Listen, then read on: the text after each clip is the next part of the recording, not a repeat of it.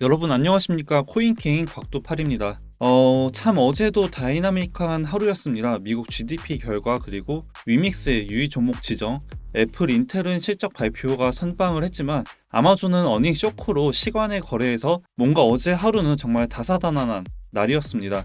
특히나 개인적으로는 어제 미국의 GDP 발표가 저는 좀 충격적이었습니다. 저는 이 GDP가 높게 나오면 아무래도 연준 입장에선 강한 긴축의 명분을 만들 수 있고 그걸로 인한 시장은 다시 한번 겁을 먹을 줄 알았는데 GDP 발표 후 한 차례 내림은 있었지만 그대로 다시 금방 회복해주는 모습을 보여줬었습니다. 그래서 오늘은 어제 이런 발표 후에 시장은 어떻게 반응을 했는지 그리고 오늘도 또 굉장히 중요한 일정이 있습니다.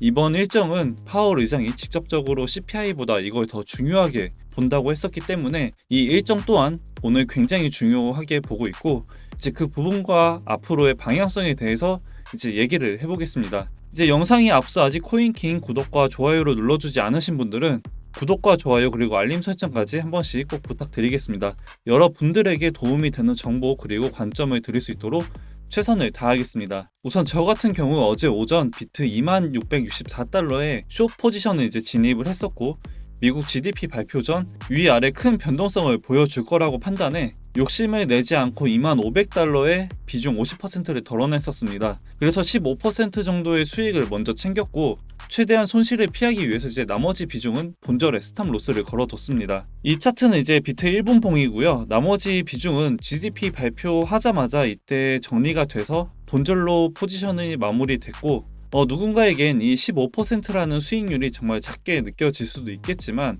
저한텐 큰 수익이고 이게 계속 유지를 해준다면 월 말엔 그 누적이 쌓이게 됩니다. 저는 이제 저만의 매매 기법으로 최대한 안전하게 매매를 하려 하고 있고 또 실시간으로 이렇게 같이 매매를 하며 공유를 하고 있습니다. 이번 달은 최근 손절한 걸 빼고 또 어제 수익 본 거 정리를 하면 누적 수익률이 약 585% 정도가 될 것 같습니다. 그리고 단순히 매매 타점 공유만 하는 게 아니라 정말 여러분들이 이 선물 매매 외에도 경제적인 상황이나 혹은 각 코인들의 이슈와 정보를 받아보실 수가 있기 때문에 들어오시면 정말 많은 도움이 되지 않을까 싶습니다. 저도 파동이나 다른 매매 기법들 정말 여러 가지를 공부를 했었지만 제가 느끼기엔 아무리 다른 사람들이 좋다고 하더라도 저한테 잘 맞지가 않으면 소용이 없다고 생각을 합니다. 결국엔 내 기준에서 매매하기 가장 쉬운 걸 찾아야 하고 또 그걸 유지하는 것이 가장 좋다고 생각을 합니다. 이제 정말 엘리엇 파동 또는 피보나치 이런 지표들이 좋은 걸 알지만 어렵거나 또 직접 해보았을 때 잘 모르겠다라고 하시는 분들은 이제 제 매매 기법도 한번 참고를 해보시면 정말 좋을 것 같다고 생각을 합니다. 저라고 당연히 수익을 내진 않습니다. 손절도 당연히 하고 있지만 그 수익 볼 확률을 최대한 높게 가져가려는 것이 제 목적이고 또 하루 종일 차트만 봐야 하는 게 아니라 그냥 그 시그널이 뜰 때까지만 기다리면 됩니다. 이게 정말 도움이 되니까 현재 하루가 다르게 방에 들어오시는 분들 인원도 늘고 있고 정말 매매를 잘 모르시거나 혹은 본업 때문에 너무 바빠서 차트를 볼 시간이 그렇게 많지가 않으시다면 저는 이 방법을 추천드립니다. 이 텔레그램 방은 돈을 받고 있지 않고 또 무료로 진행이 되고 있으니까 참여를 하고 싶으신 분들은 고정 댓글에 있는 링크로 참여라고 보내주시면 됩니다. 그럼 순차적으로 이제 입장 안내를 도와드린다고 하니까 많이들 참고하셔서 여러분들에게 정말 매매나 아니면 수익에 많은 도움이 됐으면 좋겠습니다.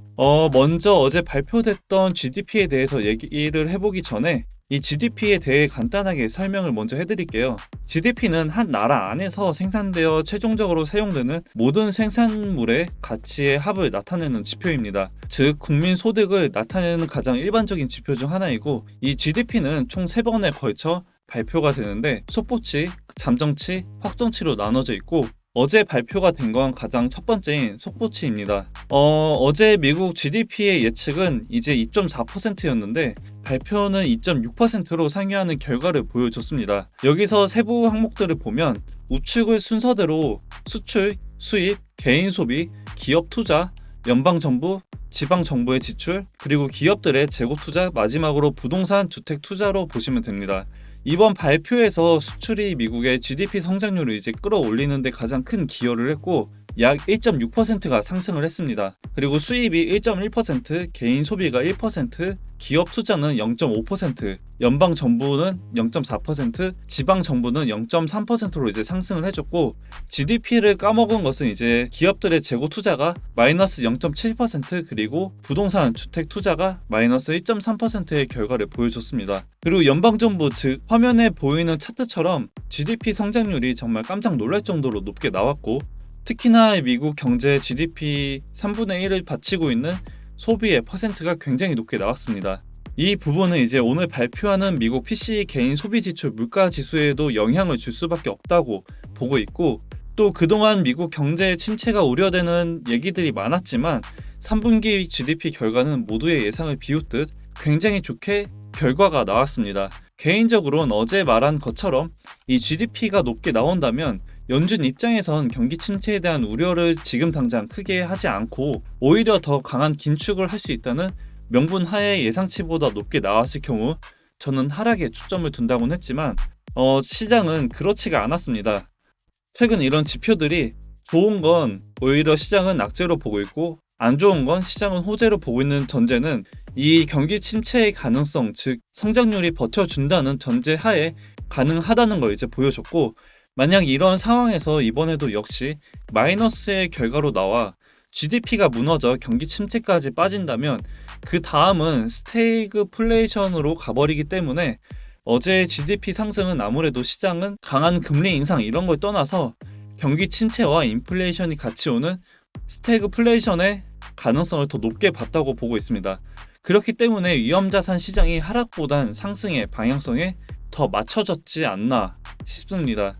그리고 어제 GDP와 연관되어 있는 지표도 이제 오늘 발표를 합니다. 이건 영상 초반에 말씀을 드렸던 것처럼 파월 의장이 직접 중요하게 보는 지표라 말을 했었고, 또 CPI보다도 더 중요하게 참고하는 지표 중 하나라고 했습니다. 우선 이번 PCE도 일반이 아닌 근원 PCE를 잘 봐야 합니다.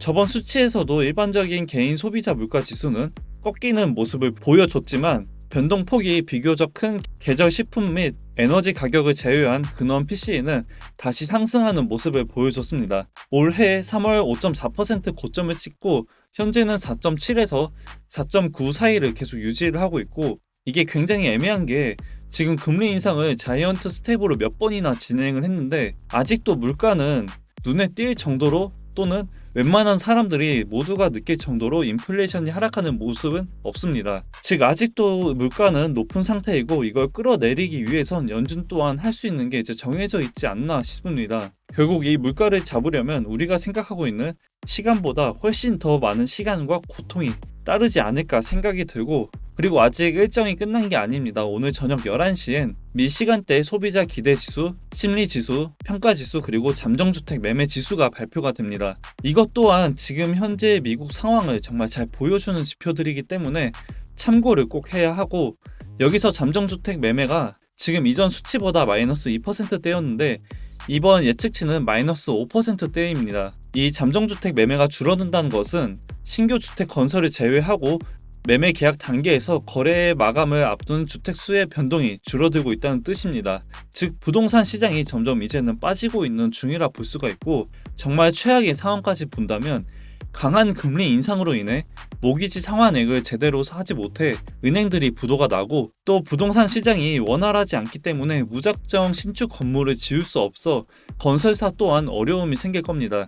그리고 이뿐만 아니라 집을 이사할 때 새로 장만하는 가구 또는 가전제품 등 구매가 원활하지 않아 기업들은 실적이 둔화될 것이고, 그게 결국엔 주가 하락까지 이어질 수가 있습니다.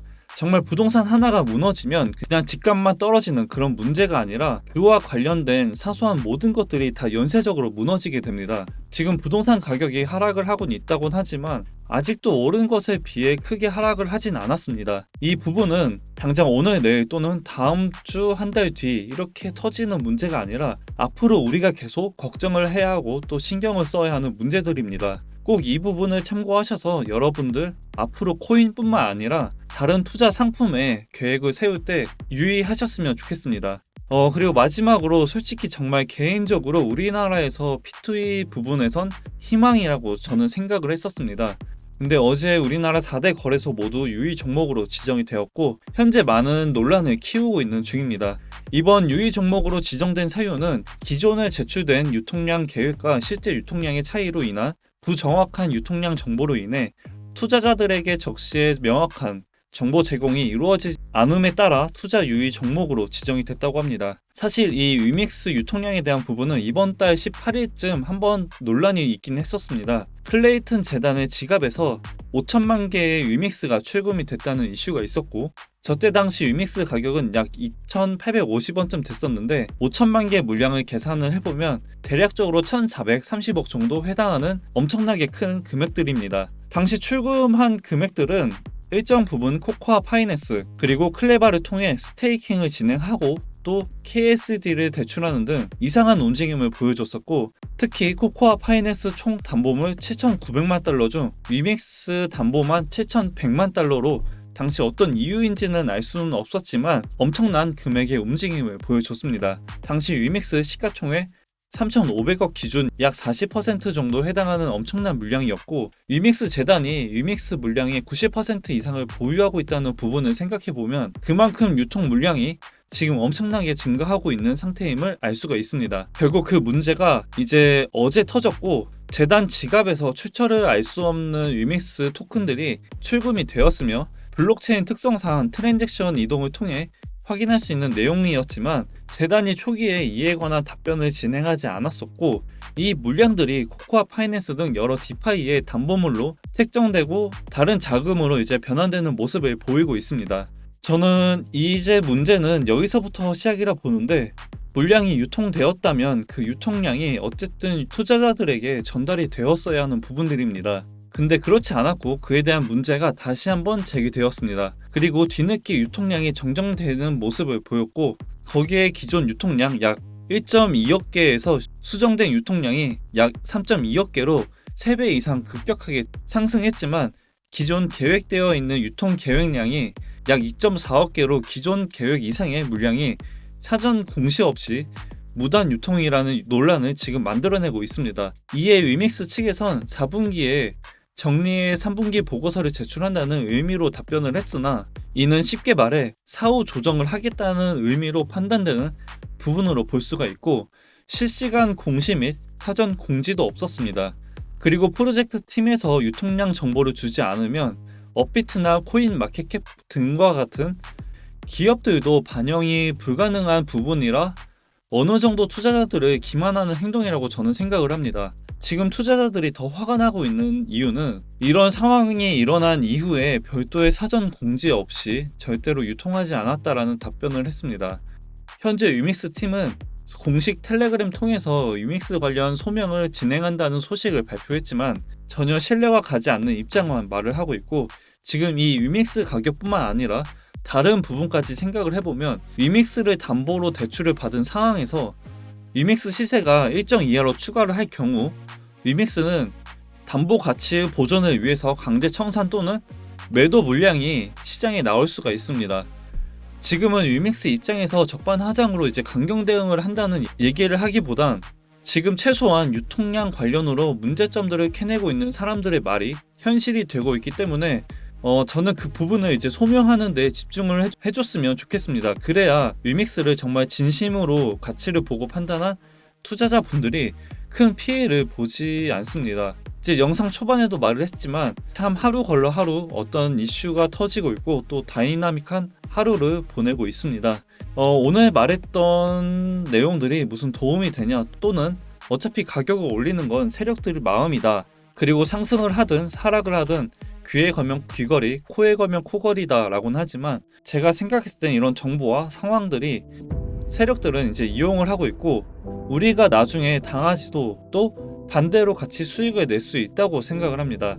상승장에선 무지성으로 해도 돈을 벌 수가 있습니다. 근데 지금 같은 하락장에선 전 세계가 위기인 상황에서 이런 정보들이 정말 큰 도움이 된다고 생각을 합니다. 다들 이런 정보들이 정말 많은 도움이 됐으면 좋겠습니다. 제가 준비한 내용은 이제 여기까지고요. 오늘 하루도 다들 고생 많으셨습니다. 다들 즐거운 주말 보내시고 다음 주 월요일 여러분들에게 더 도움이 되는 정보들로 찾아뵙겠습니다. 항상 시청 너무나 감사하고 코인킹 덕두팔이었습니다.